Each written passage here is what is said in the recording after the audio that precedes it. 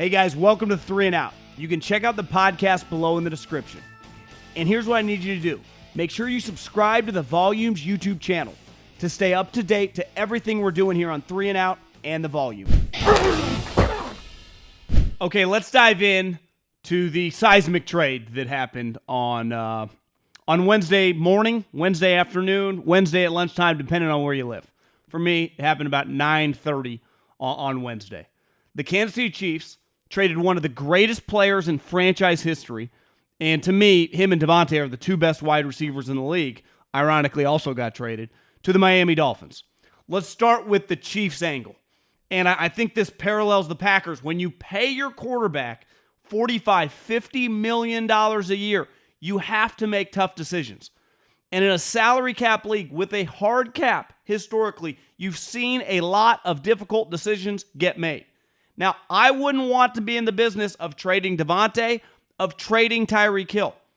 But when you get to this point of paying a guy $28, $27, $70+ million guaranteed at wide receiver, when you've had him for a long period of time, I understand internally where you discuss this and where you just put him on the table and see what you can get. And ultimately, the Chiefs got more than the Packers did for Davante. First-round pick 29 that the Dolphins got from the Niners. Pick 50, which is a pretty good second-round pick. Multiple fourths, a fourth this year, a fourth next year. To me, the fourths don't mean that much. Brett Veach would disagree. Third-day picks mean nothing to me. I value in trades for elite players high picks, first and second rounders. And they got a first and a second rounder. And there is no guarantee that they can ever find another Tyreek Hill. But it's pretty clear they'll try. And Veach and Andy have a long history of finding really talented skill guys. Now, the difference I would say with the Chiefs and the Packers is they still have Travis Kelce, who's still an elite player, and the Packers don't have the skill guys outside. So they feel we still have a core guy, but they need to replace Tyreek Hill, which is going to be borderline impossible, at least in the short term, because no one they draft is going to be remotely as good as he will be. But part of building a team, big picture, is buying low and selling high. This would have been his third contract on the Chiefs. Same with Davante Adams. The difference is the Rodgers situation and the dynamic is much, different than Kansas City, just because it was a trio, not a duo. People are like, why aren't you crushing the Chiefs for doing this? My point is, I understand. I would not be in the business of doing this. And I know this for a fact. Andy loves Tyreek Hill. He told me a couple years ago he's one of the smartest players he's ever coached, and he's been coaching for 50 years. And it is going to, they won multiple games last year because Tyreek Hill took over. There just is no replacing that. But it's a business. And part of doing business is making moves like this. It leaves a hole, but now you got to replace it. And you feel good about your infrastructure, about being able to draft. I know, Veach and other guys on that staff, I think they have easily one of the best scouting staffs in the league. But bottom line, and I've said this for a while about the AFC West, because Chiefs just lost one of their best players, and everyone else in the AFC West is adding players. The Chiefs' point of difference that the other programs do not have, the Broncos, the Raiders, and the Chargers, is Andy Reid. They have a massive advantage at coach, and he's going to have to outcoach and out-scheme, as he's been doing, 6 straight AFC West, and Mahomes is going to have to continue to play at an elite level. That's why you pay him $45 million. That's why the Packers are paying Rodgers $50 million. When I pay you that much, you have to take random guys. Brady did it for years.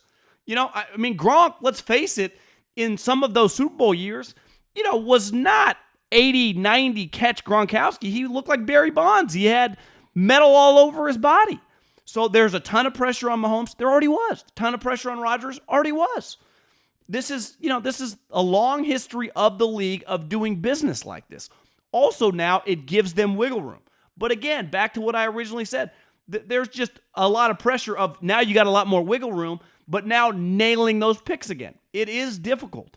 But these guys, Jeremy Maclin, Deshaun Jackson, Shady McCoy, Tyreek Hill, Travis Kelce, these guys know how to find elite offensive players. And they have a quarterback who can elevate offensive players. But it's going to be difficult. No one would argue otherwise. But I understand when you're paying a quarterback that much money, being hesitant to do that. Because unlike the Packers wanted Devontae to stay, he wanted out. They would have paid him to stay. He said, no, see ya, deuces. The Chiefs did not want to pay this. That much is clear. Like, they weren't paying this freight. And they got Miami, who let's dive into now. The biggest advantage you have when you have a rookie quarterback, whether he's good or bad, is irrelevant. Ideally, you'd want Josh Allen, Patrick Mahomes, Lamar Jackson, Justin Herbert. Guys that are studs. Guys that are going to Pro Bowls. But even if they're Baker Mayfield or Tua, they still present the same advantage. Mac Jones falls under this category. Trey Lance falls under this category. Trevor Lawrence, Zach Wilson. We don't know, half the guys I just named, we don't know if they're going to be any good or not. But they all have an advantage, and it's called the contract. Their contract, you have a starting quarterback who makes $5, $6, $7 million. Obviously, it depends. The guy drafted number 1 makes a little bit more if you draft 5 or 6, but whatever. It's all in the same ballpark. It's not very much money relative to what starting quarterback. Kirk Cousins goes for $35, $38, $40 million. Stafford, 43. Mahomes, we see these numbers. Josh Allen. You have to take advantage of that cap space. It's my beef right now the way the 49ers handled the Jimmy Garoppolo situation. They could have used that money, I don't know, to sign Chandler Jones. When you have advantages in business, you have to take advantage of them. Speaking for myself, I used to work in radio, now I work in podcast. How can radio compete against me? I don't have a time slot. I don't have to wait till, hey, when can you do this topic? I'm recording this part on Wednesday morning, right after the trade happened, in my home office. I don't have a 2-hour commute. While you're commuting, I'm working. Advantage, me. I have no costs. Like the advantage of the podcast business, there's a reason all the money's flowing that way. I would imagine anyone listening to this, working in certain industries, you have advantages. Now, there are disadvantages too, but the advantages you have in any industry, you have to take advantage of them. So I commend the Dolphins, who I don't feel are a player away, for utilizing their advantage. Yesterday, they signed Armstead, the tackle from the Saints. Today, they make this trade. Now, from a football standpoint, their 2 sweet playmakers are both tiny. Waddle's small, and obviously Tyreek Hill's small. But, like, you have this contract advantage with Tua. Let's pull the trigger. Also, this pick 29 for the Dolphins, who are desperate, and I mean desperate just to make the playoffs. I understand making this move. Their other advantage, and this is one that's harder to quantify because we don't have the books of all these owners, is when your owner is flush with cash, the blink of an eye, he can hand Tyreek Hill. He has to have $73 million on hand and put that in escrow account. Mark Davis just did it in Vegas. And he wouldn't have been able to do that 5 years ago, but now that he moved in Vegas, the stadium's pumping out cash. He has financial advantages. And when your owner is flush with cash, Colin's been talking about this for a while with Kroenke. His investments in LA from a real estate standpoint have boomed, have brought him a lot of revenue in cash. So he can take advantage of, okay, Aaron Donald, I'll give you a $50 million signing bonus. Okay, Matt Stafford, we'll give you a $45 million signing bonus. That's direct deposited in 7-day or 14-day span. And then the other money that you guarantee you had to put in escrow. So the amount of cash on hand separates some of these owners. Like Mike Brown, ultimately, what's going to happen when they get to the Joe Burrow contract? It's going to be very, very interesting. I bet they're saving right now as we speak. They should be. Dolphins now took advantage of Tua's contract. They took advantage of their rich owner. And now goes to the pressure. And I think the pressure falls on 2 people. From a football on the field standpoint, like, listen, Tua, I don't think he's that good. But he's got no excuse now. They had an offensive lineman. They had Tyreek freaking Hill to go with Waddle, who they drafted last year in the top 10. And they also have a franchise tight end, Gesicki, who I really like. They have 3 legitimate targets. I mean, Tyreek Hill's a Hall of Famer. Waddle is a stud. And Gesicki's really good. So, there is no, well, he just doesn't have enough talent. He just doesn't have this. No, there's none of that. Because I watched Mahomes with him forever, and they kicked the shit out of everybody. And here's the other guy. I watch Mahomes and Tyreek Hill, the guy calling the plays, scheme up things left and right. Mike McDaniel, who I'm a big fan of, I've watched his work. I don't know exactly because he wasn't the play caller, but the way Kyle gave him credit, the way everyone on the team talked about him, Mike McDaniel is known internally with the 49ers people as a schematic genius. I mean, he's brilliant. Every single person, coach, player who's been around him, swear by the guy's intellect when it comes to X's and O's.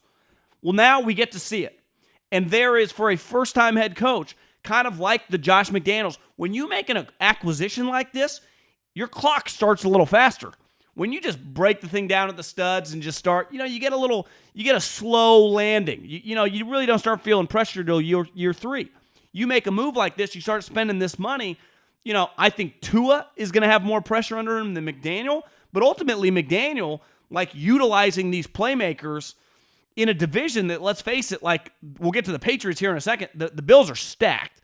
The AFC in general is stacked. It's going to be difficult, but I'm fascinated to watch this, first-time head coach, first-time play caller, this guy that's known as this Ivy League, kind of mover and shaker when it comes to a whiteboard, when it comes to installing offense. I was told a story that, you remember that play that the 49ers ran against the Packers where they put Trent Williams in motion and he, on a 4th and 1, and he came in motion and destroyed the outside linebacker and they gained the yard and got the first down? That was McDaniel's idea. And McDaniel at practiced the defense once they realized it was going on the other field against the scout team, started watching, and McDaniel looks at Jed York and goes, watch this.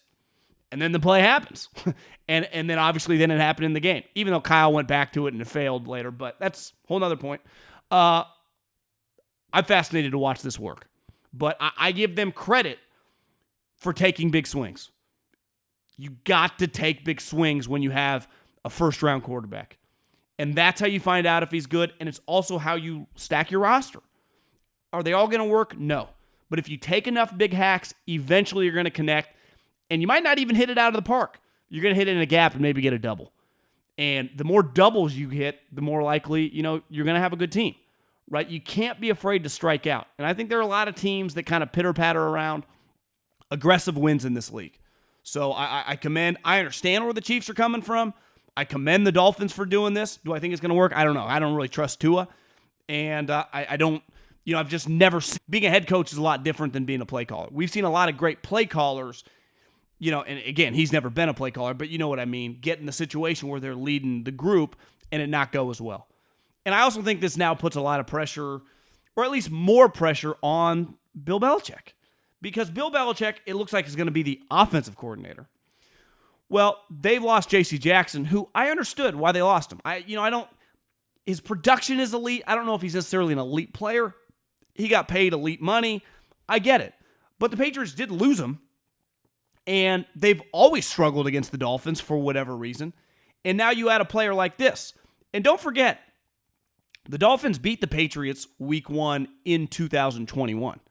Now, the Patriots usually kind of ease into the season. September is not really their month.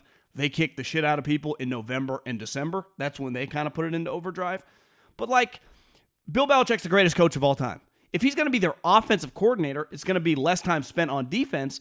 And just in general, you need some Jimmies and the Joes. There is going to be pressure on guys covering. We saw in the playoff game, they had no shot. I repeat, none to slow down the Bills when Josh Allen is on. We know that. They're on a different level. Well, even if Tua just turns out to be a completely average guy, if you put good players around average quarterbacks, if he can just be semi-accurate, you can put up points. Who's covering these guys? It's hard. Nobody can cover Tyreek Hill. We've seen it for 5 years. Literally nobody. Fastest guy in the league. Cheetah. Waddle is just a problem. And obviously so is Gesicki. So I think there is, the Dolphins have a shot, if McDaniel is good, to compete for second place in that division. Because there's going to be a lot of pressure on the Patriots in the draft. Obviously, they lose Josh McDaniels, so obviously Belichick, if he's calling offensive plays, I think he can do it, but there's no guarantee that he's the same level play caller as Josh. And maybe their defense kind of comes back to earth a little bit without him having as big of a role as he's historically had, because he just had to spend time with, Mac Jones and, the running game and the passing game. So it's going to be the AFC East just got a lot more fascinating. And I'm not writing off the Chiefs just yet. Thanks for watching 3 and Out. You can check out the podcast below in the description. And make sure you subscribe right now to the Volumes YouTube channel.